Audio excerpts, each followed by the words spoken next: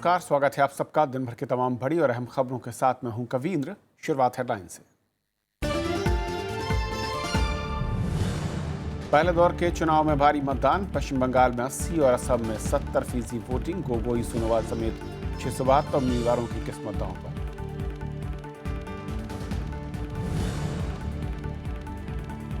तमिलनाडु में एआईएडीएमके के 227 उम्मीदवारों की सूची जारी। मुख्यमंत्री जयललिता आर के नगर से लड़ेंगी चुनाव। डीएमके से समझौते के बाद 41 सीटों पर कांग्रेस उतारेगी उम्मीदवार।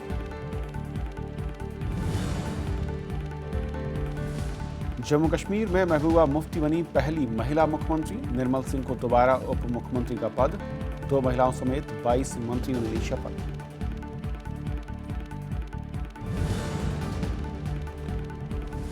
पनामा से लीक दस्तावेजों की निगरानी के लिए सरकार ने बनाई कमेटी। वित्त मंत्री ने कहा कर चोरी करना पड़ेगा महंगा।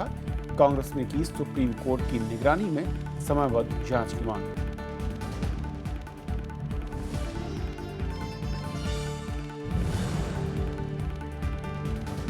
और 25 साल पुराने पीलीभीत एनकाउंटर मामले में 47 दोषी पुलिसकर्मियों को कैद। सीबीआई की विशेष अदालत का फैसला। 10 सिखों का हुआ था फर्जी एनकाउंटर।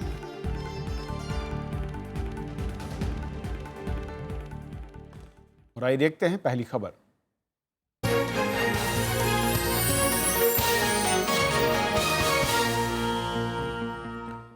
असम और पश्चिम बंगाल के पहले दौर के मतदान का काम आज पूरा हो गया। असम में 65 विधानसभा सीटों पर 5 बजे तक 70% वोटिंग की खबर है। वहीं पश्चिम बंगाल में 80% मतदान हुआ।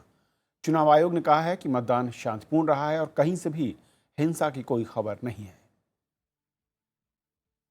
असम में पहले दौर की 65 सीटों पर मतदाताओं के बीच खासा उत्साह दिखाई दिया।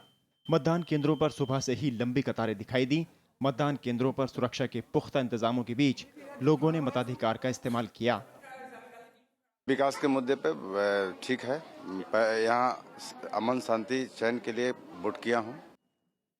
इसके साथ ही असम में 539 उम्मीदवारों की किस्मत ईवीएम में बंद हो गई।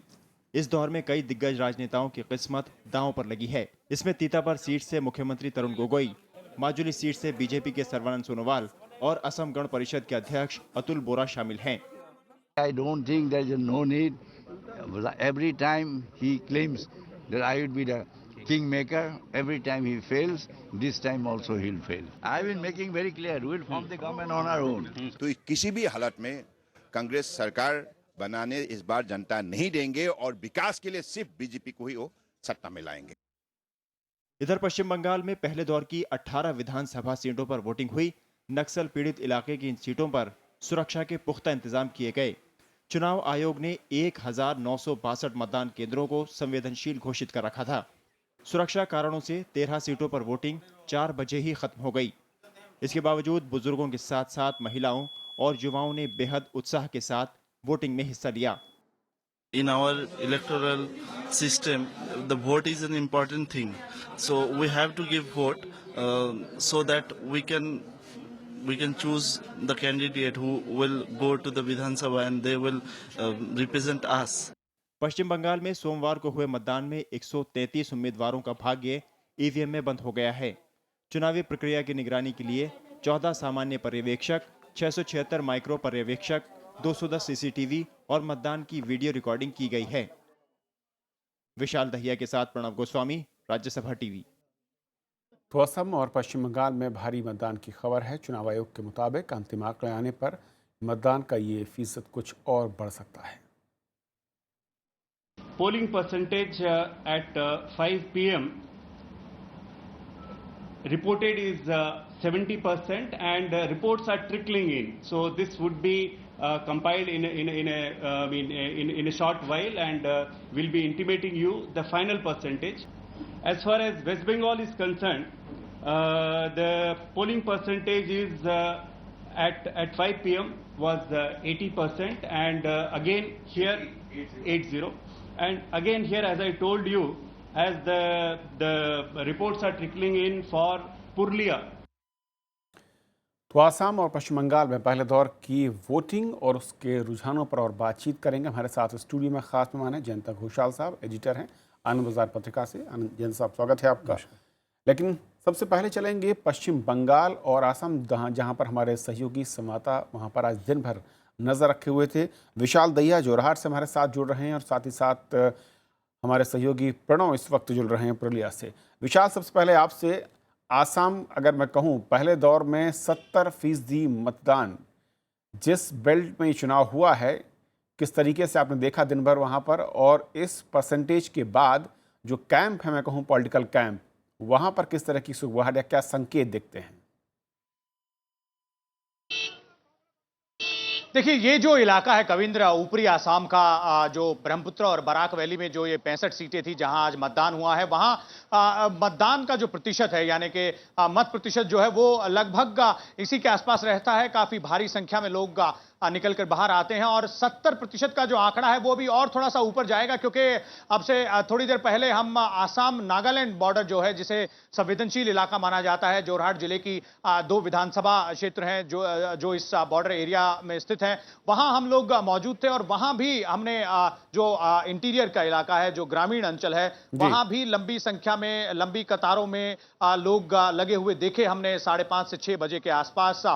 जिनके वोट डालने की प्रक्रिया अभी खत्म हुई होगी, तो वो आंकड़ा भी जब जुड़ेगा तो पिछली बार के जो आंकड़े रहे हैं 75% के आसपास का जो आंकड़ा है, उस आंकड़े तक ही मतदान पहुंचेगा। तो जाहिर तौर पर जो मतदाताओं का जो जिसे कहा जाए उत्साह है, या जो उनकी इच्छा है बाहर आके मत डालने की, वो बनिस्बत जो बाकी इलाकों में आप चुनाव देखते हैं, चाहे वो जो उत्तरी भारत है उधर की तरफ, या पश्चिमी भारत, या बाकी जो इलाके हैं, उनमें ओवरऑल इतनी परसेंटेज नहीं रहती है। किसी किसी इलाके में जो मत प्रतिशत है वो ज्यादा रहता है। और एक और बेहतरीन बात है कि ये जो पूरा आंकड़ा है, इसमें योगदान ज्यादा महिलाओं का है। सुबह से हम लोगों ने देखा कि जो लंबी कतारें थी उसमें महिला मतदाता मौजूद थी। और मुद्दों के बारे में जब हमने बात की, तो जो मूलभूत सुविधाएं, जो आप सुगबुगाहट की बात कर रहे हैं कि राजनीतिक जो कैंप है, पॉलिटिकल पार्टीज के जो कैंप हैं, जो स्ट्रेटेजिस्ट हैं, उनमें किस तरह की सुगबुगाहट होगी, तो जो मतदाता हैं वो सीधे तौर पर, साफ तौर पर कह रहे थे कि जो स्थानीय मुद्दे हैं, मूलभूत सुविधाओं से जुड़े हुए मुद्दे हैं, बिजली, सड़क, पानी, या फिर ग्रामीण इलाकों में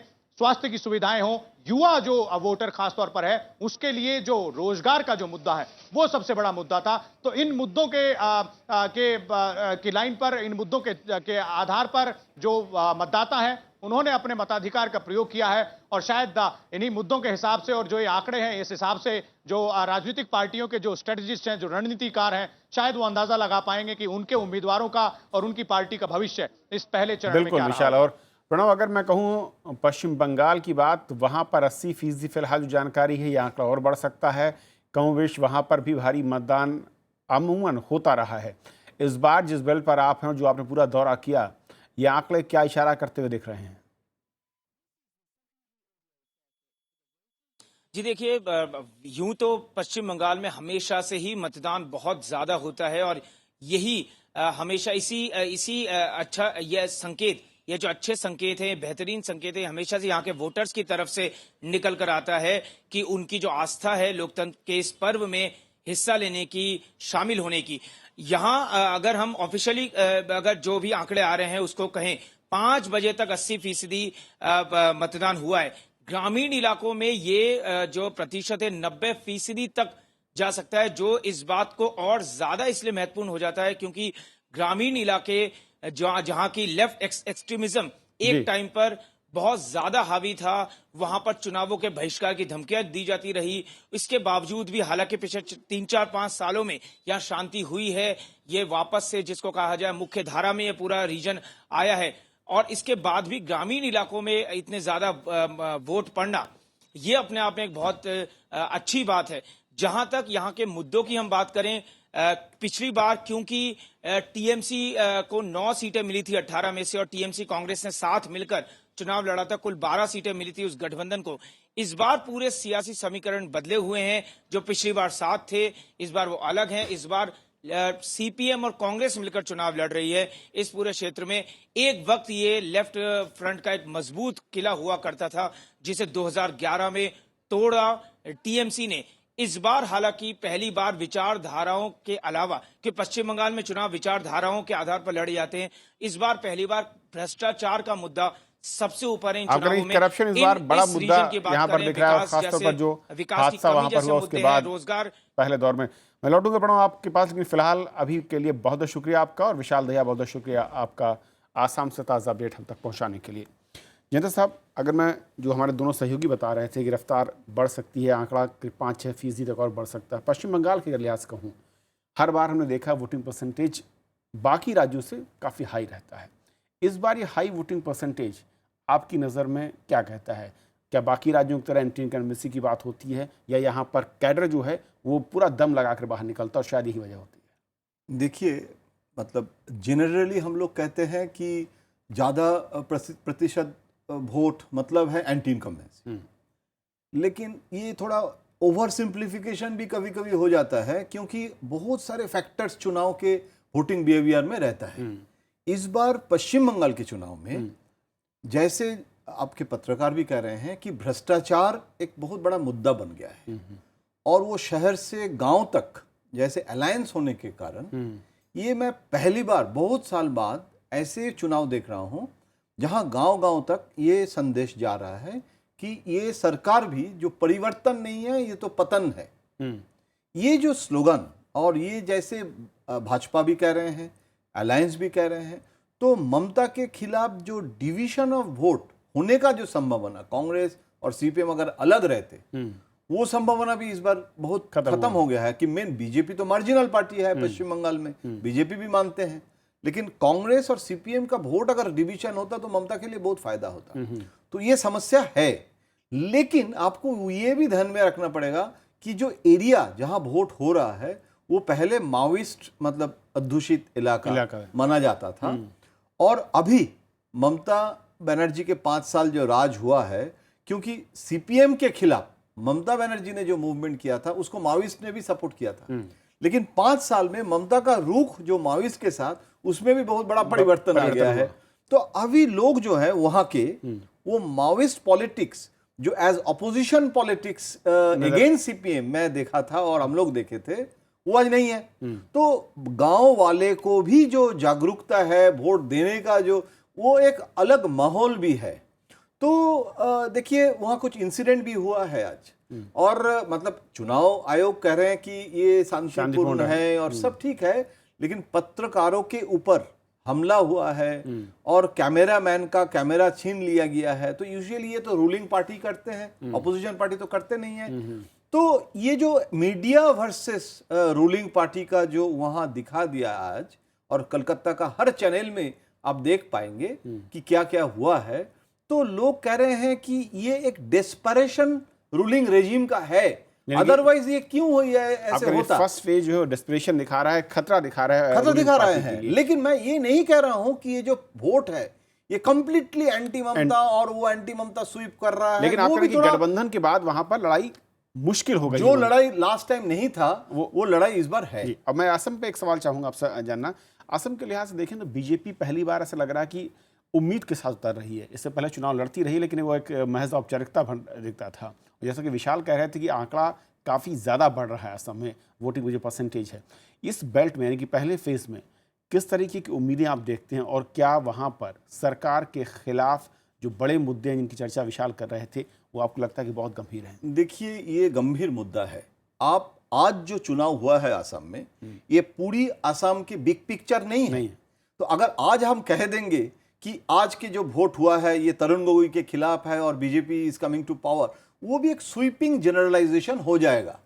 लेकिन जो तरुण गोगोई हैट्रिक किया है और 3 टर्म रहने के बाद भी सरकार के खिलाफ एंटी इनकम्बेंसी नहीं होगा, तो मैं कहूंगा कि भारतीय लोकतंत्र में मेरा मतलब भरोसा कमजोर हो जाएगा। तो ये जो आपके पत्रकार भी कह रहे हैं ना कि लोकल सिविक इश्यूज, रोड बोलिए, ये बिजली बोलिए, ये, और एक चीज आपको याद रखना पड़ेगा कि आज जहां चुनाव हो रहा है, खासकर कछार और ये जो सब रीजन है, ये बॉर्डर रीजन है, और वह पहले से ही बीजेपी का पकड़ ऐसे है कि बीजेपी का पकड़ था। कविंद्र पुरकायस्थ बहुत दिन वहां मेंबर ऑफ पार्लियामेंट बना था संतोष मोहन देव को हरा के। तो बीजेपी का ये जो सब एरिया है स्ट्रांग होल्ड रहा संगठन के लिहाज से, संगठन के लिए। और आरएसएस बहुत एक्टिव है ये सब जगह में, क्योंकि वो श्रीहट्ट ईस्ट बांग्लादेश और बांग्लादेश बहुत इन्फिल्ट्रेशन का इशू है। तो ये जो सब जमीनी हकीकत है, इसके आधार पर और भाजपा का इस बार जो चुनाव का स्ट्रेटेजी है, तरुण गोगोई के खिलाफ नहीं बोल रहे हैं। प्रधानमंत्री खुद कह रहे हैं कि तरुण गोगोई को हम रेस्पेक्ट करते हैं, ओल्ड मैन, मुद्दों पर ज्यादा क्योंकि फोकस बिहार है, में बिहारी बहारी हो गए थे। तो इस बार असम में असमीज और नॉन असमीज पॉलिटिक्स ना हो, बीजेपी इस बार चुनाव को भी हाइप पे भी नहीं ले गए हैं। और ये जो इश्यूज हैं, चीफ मिनिस्ट्रियल कैंडिडेट भी बीजेपी कर पाए जो बिहार में नहीं हो पाया। तो मुझे लगता है बीजेपी का स्ट्रेटेजी भी ऐसे, you should not under estimate. लेकिन तरुण गोगोई 3 टर्म राज करने के बाद भी रह सकते हैं, और ये भी हम चर्चा कर रहे हैं, मुकाबला दे रहे हैं, ये तो credit goes to Tarun Gogoi. बिल्कुल, बहुत बहुत शुक्रिया जयंत साहब इस पूरी चर्चा में शामिल होने के लिए और आज के मतदान पर बातचीत करने के लिए आपका। और ये थी हमारी पहली खबर।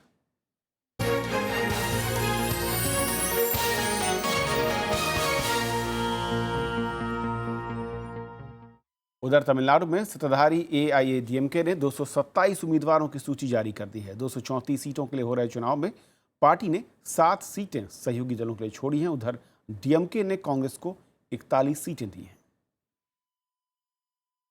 तमिलनाडु की मुख्यमंत्री जयललिता ने सोमवार को एआईएडीएमके उम्मीदवारों की सूची जारी कर दी। पार्टी 227 सीटों पर प्रत्याशी उतारेगी और 7 सीटें सहयोगी दलों के लिए छोड़ी गई हैं।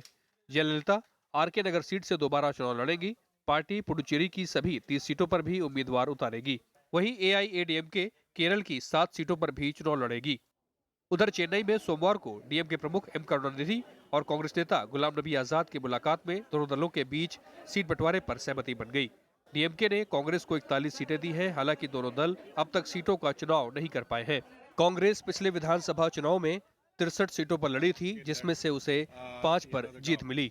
And now this time it is the turn of the DMK-led government, and I'm sure under the leadership of Karunanidhi ji, we will be able to form the government in Tamil Nadu, and we all are going to work sincerely for each other and making sure that we are victorious.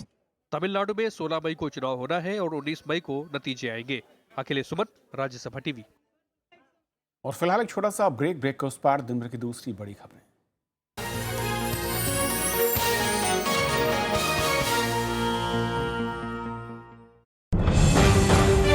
5 राज्यों में चुनाव का आगाज।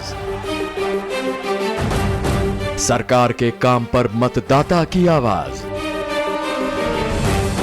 Rajya Sabha TV पर लगातार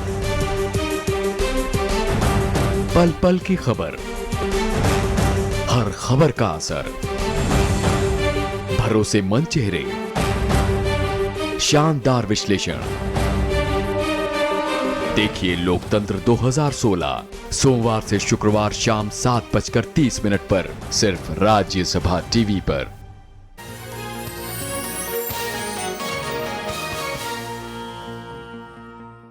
PDP प्रमुख महबूबा मुफ्ती ने आज जम्मू कश्मीर की 13वीं और पहली महिला मुख्यमंत्री के तौर पर शपथ ली। जम्मू में हुए समारोह में राज्यपाल एनएन वोहरा ने उन्हें पद और गोपनीयता की शपथ दिलाई। उसके साथ 22 मंत्रियों ने भी शपथ ली। बीजेपी के निर्मल सिंह उप मुख्यमंत्री बनाए गए हैं। साथ ही राज्य में पिछले 3 महीने से लगा राज्यपाल शासन खत्म हो गया। मैं महबूबा मुफ्ती खुदा के नाम पे हल्फ उठाती हूँ कि मैं रियासती आईन पे जो कानून की रूह से करार पाया है, सच्चा एतिकाद रखूंगी और इसके तई वफादारी बरतूंगी। इसके साथ ही जम्मू कश्मीर को पहली महिला मुख्यमंत्री मिल गई। पीडीपी प्रमुख महबूबा मुफ्ती समेत उनके मंत्रिमंडल के 22 मंत्रियों को भी पद और गोपनीयता की शपथ दिलाई गई। बीजेपी के निर्मल सिंह एक बार फिर उप मुख्यमंत्री होंगे। डॉक्टर निर्मल कुमार सिंह ईश्वर की शपथ लेता हूँ कि मैं विधि द्वारा स्थापित राज्य के संविधान के प्रति सच्ची श्रद्धा और निष्ठा रखूंगा। पीडीपी की ओर से 9 कैबिनेट और 3 राज्य मंत्री बनाए गए हैं। इनमें अब्दुल हक खान, सैयद बशारत अहमद बुखारी, सैयद नईम अख्तर शामिल हैं। बीजेपी की ओर से 8 कैबिनेट और 3 राज्य मंत्री बनाए गए हैं। बीजेपी की ओर से अब्दुल गनी कोहली और शेरिंग दोरजे का कद बढ़ाकर कैबिनेट मंत्री किया गया है। वहीं प्रकाश कुमार और श्याम लाल चौधरी मंत्रिमंडल में नए चेहरे हैं। पीपुल्स कांग्रेस नेता सज्जाद गनी लोन को बीजेपी कोटे से कैबिनेट मंत्री बनाया गया है। शपथ ग्रहण समारोह में राज्य के पूर्व मुख्यमंत्री फारूक अब्दुल्ला और उमर अब्दुल्ला के अलावा केंद्रीय मंत्री एम वेंकैया नायडू और जितेंद्र सिंह भी मौजूद थे। वहीं कांग्रेस शपथ ग्रहण समारोह में शामिल नहीं हुई। मिलकर एक एजेंडा बनाया, उस एजेंडा को पूरी तरह अमल करना चाहिए, यही काम होगा। चुने हुए सरकार का शपथ ग्रहण हो रहे, उसको बहिष्कार करना ये दुर्भाग्यपूर्ण है।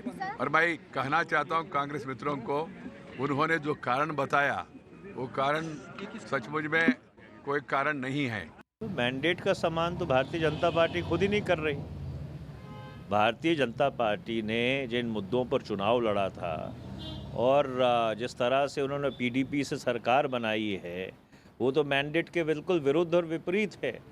राज्य में पूर्व मुख्यमंत्री मुफ्ती मोहम्मद सईद के निधन के बाद नई सरकार नहीं बनने के चलते 3 महीने से राज्यपाल शासन लगा हुआ था। Bureau report, Rajya Sabha TV. Panama की एक कंपनी से लीक दस्तावेजों से हो रहे खुलासे की निगरानी एक समूह करेगा। वित्त मंत्री अरुण जेटली ने आज इसका ऐलान किया। इन दस्तावेजों से 500 भारतीयों के नामों का खुलासा हुआ है जिन्होंने टैक्स हेवन देशों में बनी कंपनियों में निवेश किया है।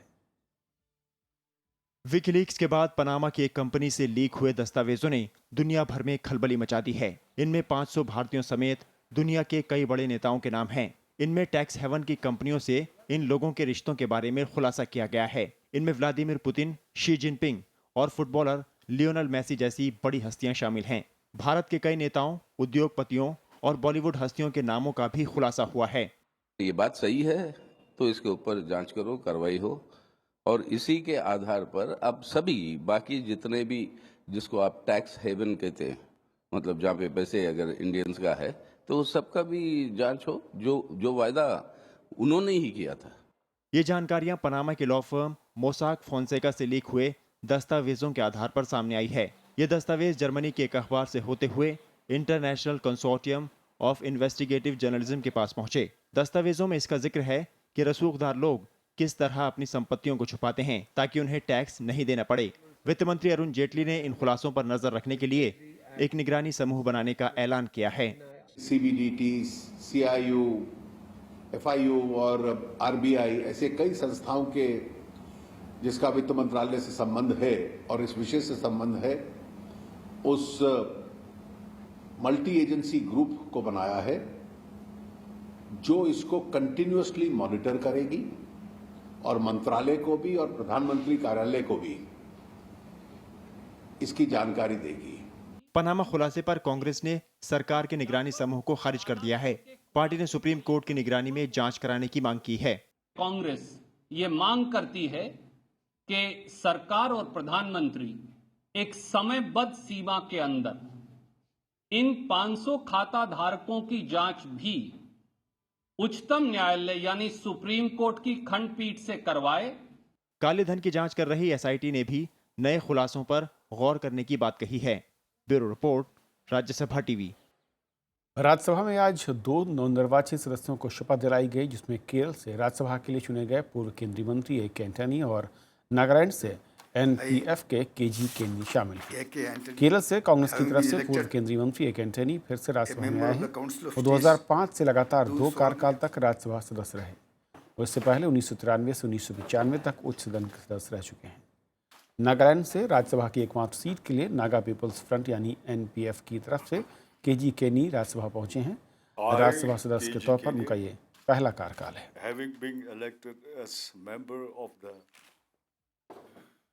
Very glad that I've become a member of the Rajya Sabha. I intend to take up the political issue first, the peace talk that is going on between the government of India and the NSC and IM, and of course the developmental issues regarding my state and the Northeast region. Uttar Pradesh के पीलीभीत जिले में 10 सिखों की हत्या के दोषी 47 पुलिसकर्मियों को उम्र कैद की सजा हुई है। लखनऊ में सीबीआई की विशेष अदालत ने आज ये आदेश दिया।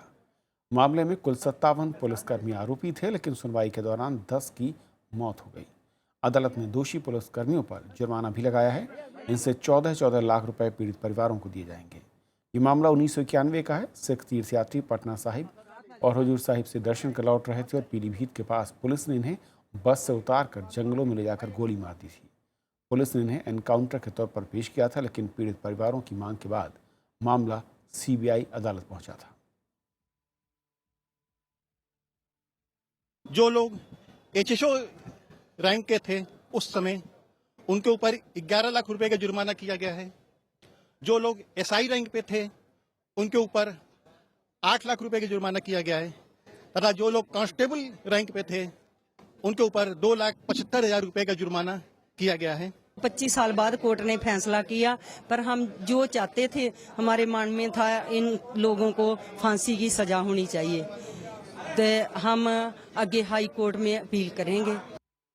तो इस बुलेटिन में भी इतना ही। नमस्कार।